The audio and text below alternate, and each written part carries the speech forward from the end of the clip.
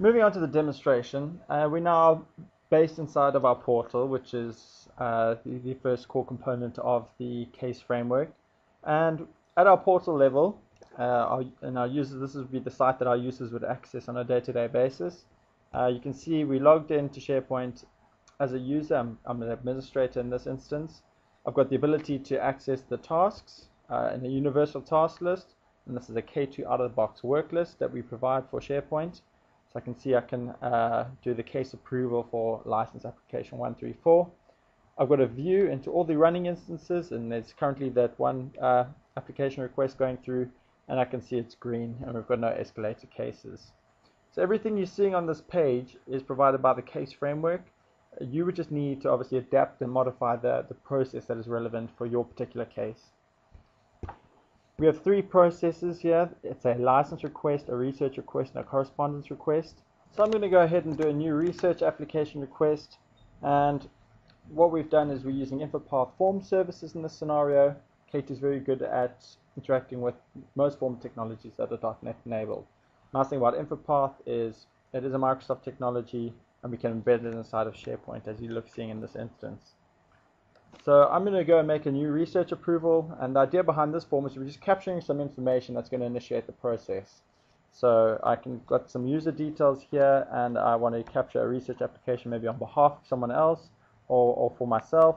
So let's just go and put in a make up name here called Mary Hunter. And InfoPath's quite nice. We can have these rules-driven type interface with validation, and if I go and do something like, say for instance, I want to be notified in future through post, you can see a little button comes up here, and I'm going through a wizard now where I can go and capture some postal address information from the user. In the interest of saving paper, and we can build these into our rules, we'll go and say we want to be notified by email, more electronic format. So put in our number. And the idea behind these fields is that we're just showing a sort of mixture of date time fields that we're capturing, of types of fields that we're capturing. So I've got a date field, a drop down list, and very importantly in the context of HB trim, a document. So let's go and make a new research document, and I'm just opening up one of the existing ones that I've got, and we know this is for Mary Hunter, and the time now is 4:08 p.m. So this is just to show you that we're working with a brand new document, and you're going to see this new document in the context of the case. So I'm going to upload a research document that I want to go and submit for application and go through an approval process. I click submit. That starts a K2 process, and the K2 process in turn is starting the case framework, which is doing all the provisioning behind the scenes of a case site to hold this information and to allow users to collaborate around this research request. So I'm going to go click OK. For this process, I've just made all the users who are going to be interacting in the process the administrator. So very typically, a user would submit a process and it would go through to an approval to that user's manager. In this case, the administrator is going to get the task to do the approval for next steps. So just at a high level, we can see now a research application has been submitted, and we now got two running instances. And if I open up our administrator's email, the first thing that the process did was generated a report using that information that was captured on submission of the process, and we're sending through an acknowledgement receipt. So I'm just going to send and receive, so we can see it's, here we go, 408, there's research application 139 was received. So it's quite nice. The user, once he submitted this, will get feedback at what stage an item is at within the process, so he never loses sort of touch with where the application's at, so he doesn't feel like it's getting lost at any stage.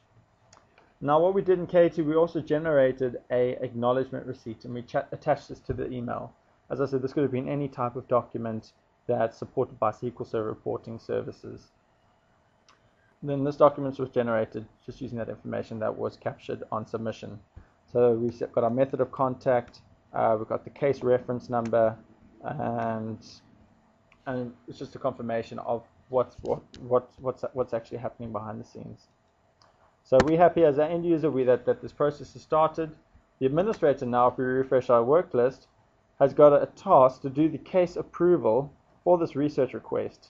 And the work list is very nice because if we just click on this item in our work list, K2 will surface the correct form with all the information that we need from the underlying case framework to make that decision for us. Alternatively, if I wasn't the administrator and I just wanted to go and review the case site, I can go and drill down into our case site by clicking on the open case within our report, and I will now have access, if I've got the permissions, and the process will be responsible for putting those permissions onto the items within the case site. I'll have then that visibility into those items. So I can see if any other users have made some comments or if some documents have been added for collaboration. Straight away I can see my case actions that I'm allowed to perform based on the information that I'm seeing within the site. So because this case is open, I can't close it or reopen it because it hasn't been closed yet, but I can introduce someone else to this case, or I can go and escalate it manually. I've got a nice ability from this list to view the view flow. So I can see that this case site has been initiated and acknowledgements have been sent out by the process, and we're currently in review.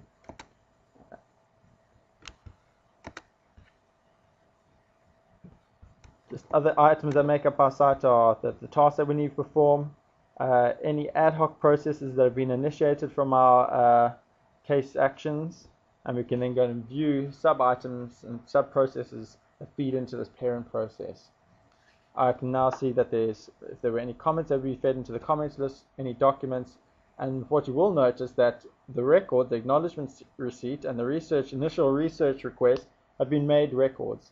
Because as people go and now start a collaboration process, we want to know what's changed between the submission of that research request and what's happened throughout the collaboration process. So that's the case site. It's a nice container for all that unstructured information surfaced in a meaningful manner to our users. So I'm going to go ahead as the manager who needs to go and approve this research request. I'll click on my item. Once again, we're just resurfacing that information that was submitted. This is a different view of that information, and you can see now I can make a decision. So I can either say that this research application in its present state is complete, or actually needs some additional information. If we expanded these forms, we could include comments, and those comments would get fed into the case site and sent back to the person who submitted the application so that they could see those comments. So this research application request has now been running for some time, and it's actually escalated. We can see it's now gone amber, so that's based on some predefined rules. We've maybe said it actually escalates within 1 working hour of being submitted, or maybe it escalates if it gets to a certain stage and hasn't got there within a certain time. So it's currently Mary Hunter's request. We can see now that if I refresh my work list, that remember it's now being sent back to the person who sent in the application, and we require additional information. So I can now go into my case site, and I know based on that information that on the feedback that I got from my manager, I can then go and upload some documents that we can all collaborate around with. So everyone who's now invited to the site can get notified based on an event, maybe me uploading this document. So we've got a document for collaboration. To come and collaborate on this document, there's versioning control inside of SharePoint for this document, and when I'm happy, the process will make it a record once we deem that collaboration process to be complete. So going back to my case site now, there's a big difference between documents that are being held inside of SharePoint and records that are being held inside of Trim. And what our integration does is it's good at making records straight away from documents, and the process can do that for us. And what it can also do is take entire document libraries inside of SharePoint and convert them into records inside of HP Trim. So very two nice easy wins as integration solutions that we have with K2. So there's our document for collaboration. Everyone would be notified that I've added that document. We can start collaborating on it. I can now, when I feel that there's been enough collaboration, I can go and click on my item with my work list and say, look, I've completed the additional information. manager, can you please now review my research application request with that additional collaboration that you required and see if we can take it through to approval.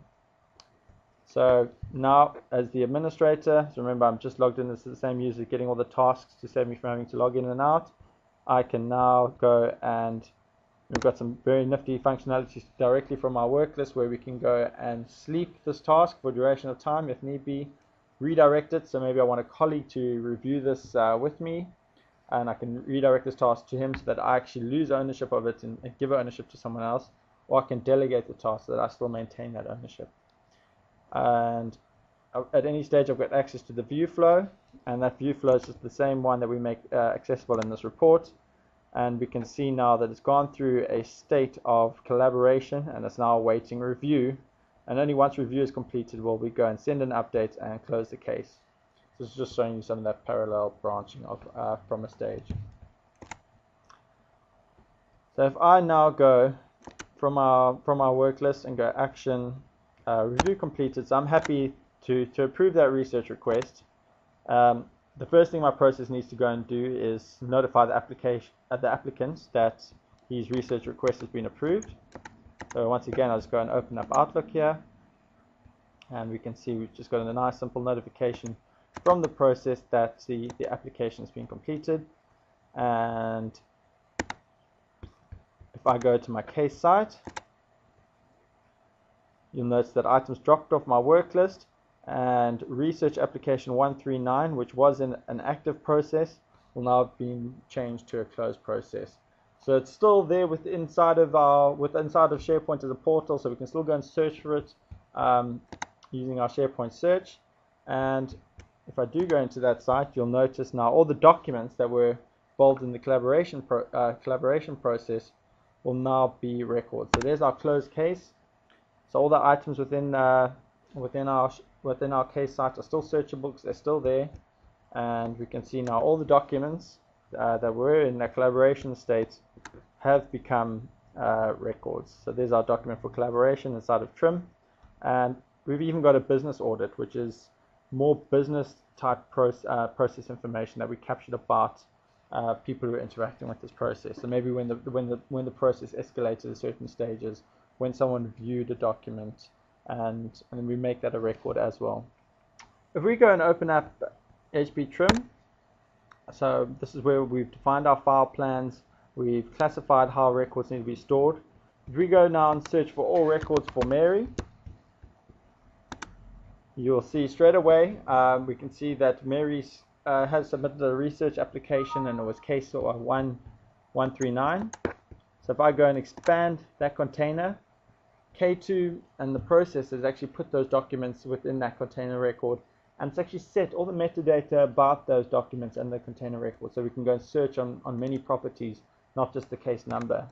If I go and open up this record and go to details and view our additional fields, you can see we've captured things like the applicant first name, applicant last name, what type of request it was, the telephone number. So that's showing you some of the information from the forms that we've used, and the K2 has actually driven that and updated TRIM.